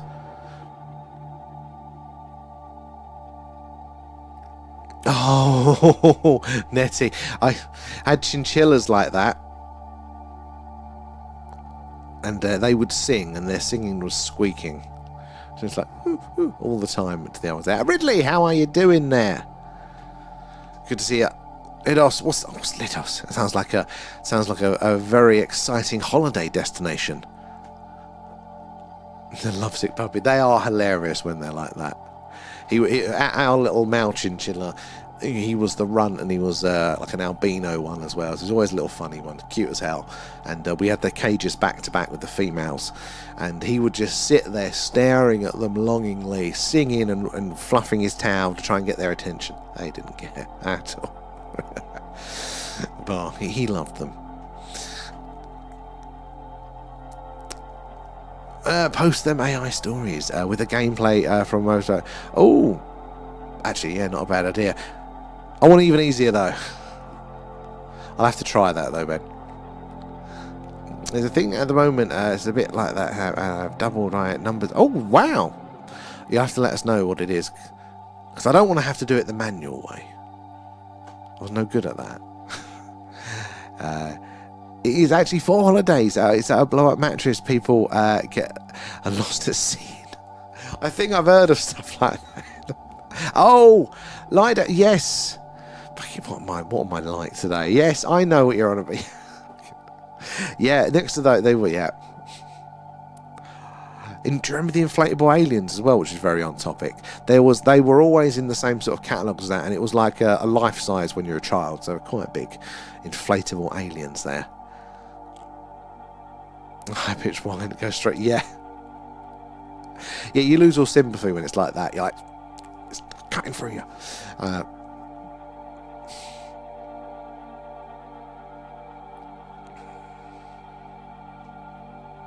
Oh, follow train. Is that a thing then?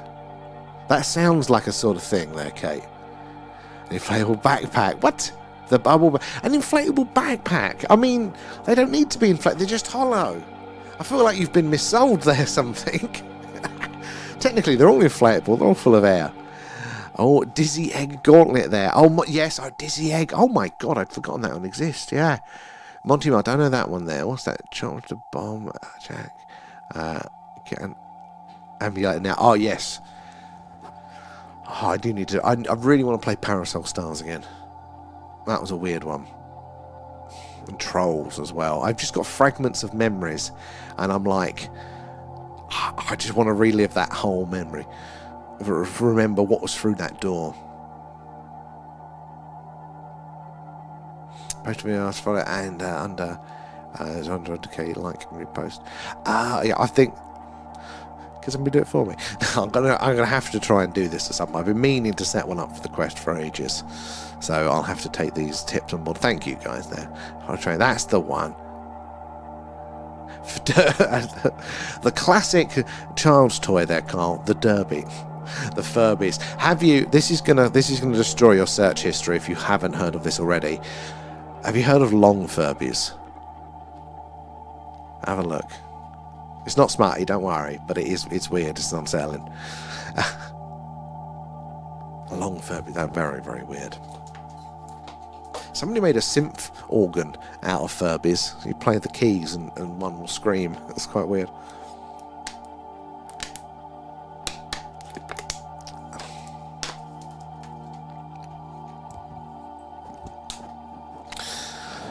Oh, yeah, so I'll have to set one of those up at some point. Ooh, effort. Portraits like a lot of take a lot of effort there. You have to follow back and follow the ones that dirty delete.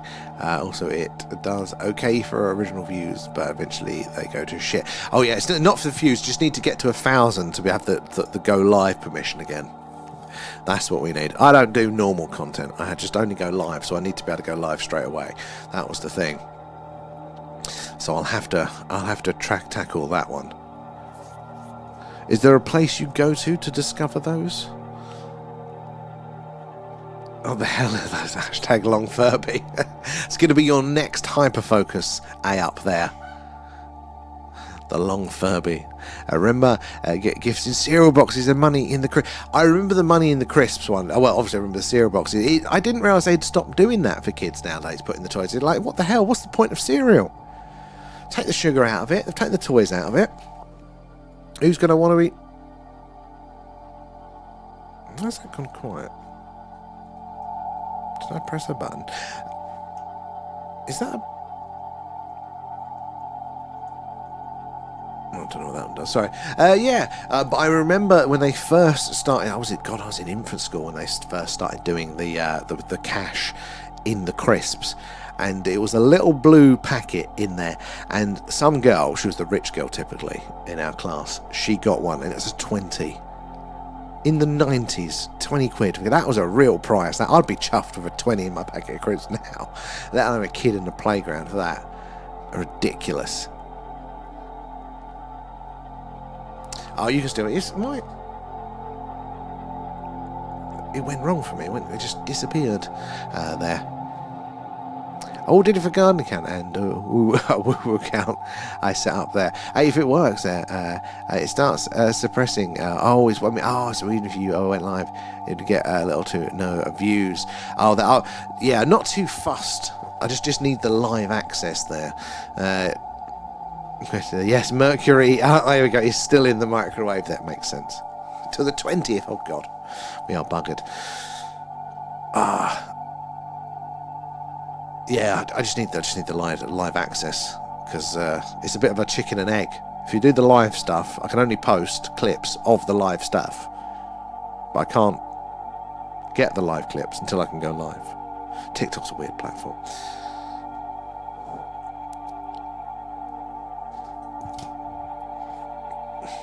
And Twitch is the quiet one. It's just hardcore over on Twitch. Where are we? We'll wind up tonight for a 1/4 past. We've got another 5-6 minutes there.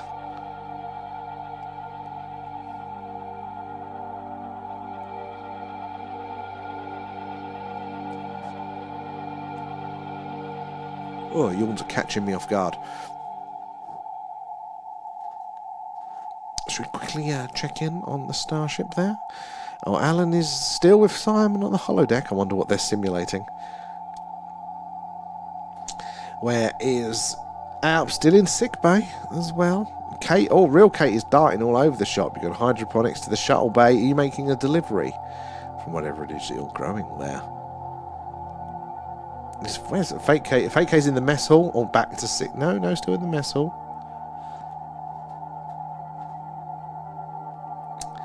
Where is everybody else? Can you spot yourself?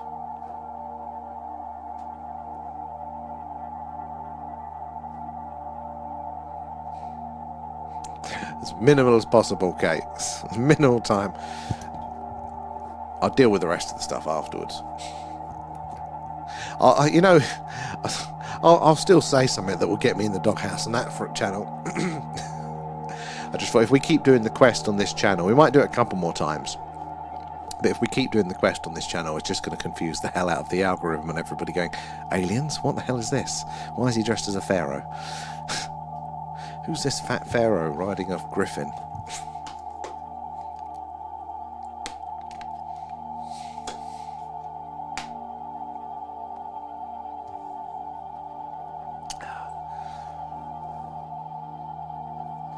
One day I'll bother to do it.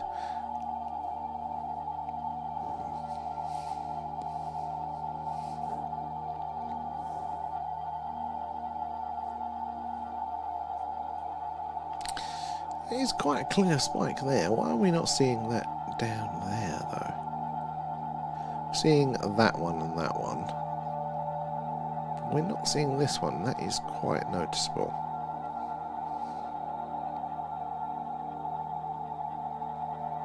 Interesting. The microsignal analysis, that's never come up with anything, is it? No. You never know. Today might be the day.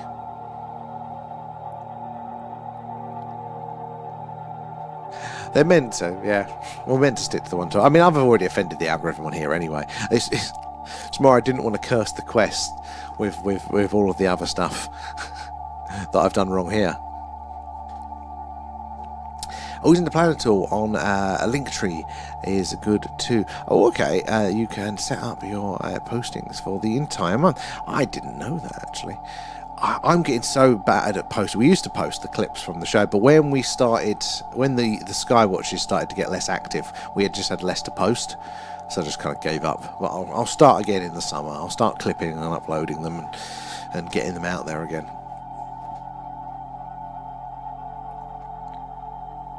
But it's a nightmare. I'm no good with the pre-planning. I hate doing that. Jumping on live, I'm fine for doing that. If you've got to pre-plan it, that's my weakness. I need AI to do that for me.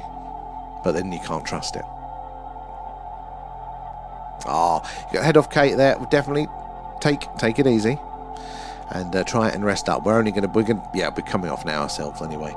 So I hope you feel better, and hopefully we'll see you in the week. It should be a skywatch tomorrow. It should be. So let's fingers crossed that we're going to see some more activity on that one, because that was good the other day. Oh, it does it. Oh, that's very good. I didn't know that they did that. That is very useful. I can't rely on Alan to do it, can I? There. Ah, Kate, perfect. I'll take you up on that. We'll get you slaving away 24/7 clip machine. Say where Alan would do it. He's a slave driver. How is the whiteboard coming up? I'm just looking over at mine. I need to add to it.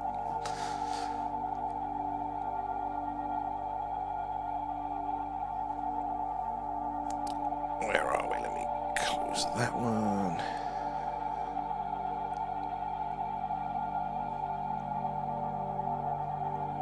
Oh. Pop up upon a pop up upon pop up. Go away. There we go. Right, what's the time there? Ah, there we go. Well, night, Kate, and we're going to head off out ourselves anyway. And now, so thank you for joining us tonight. You're awesome as always, and we will catch you tomorrow. I'm just trying to check the weather to confirm if we're going to get a skywatch. What do we think there, guys? Tuesday is looking good, nice and clear. Moon's not particularly bright, so it should be, and we should have a nice run this week as well. Should be Tuesday, Wednesday, Thursday, and Friday. Maybe Friday's pushing it there, but we should get another 3 days of skywatching in. So very excited for that one there. The whiteboard's doing. I'm glad to hear it, although not added too much to it being ill all over the weekend. You'll get there, be all right. But yeah, see you tomorrow, guys. Thank you for joining us, and keep well. And yeah, let's look forward to seeing some skies and me being angry at the camera that's going to play up tomorrow. Bye, guys.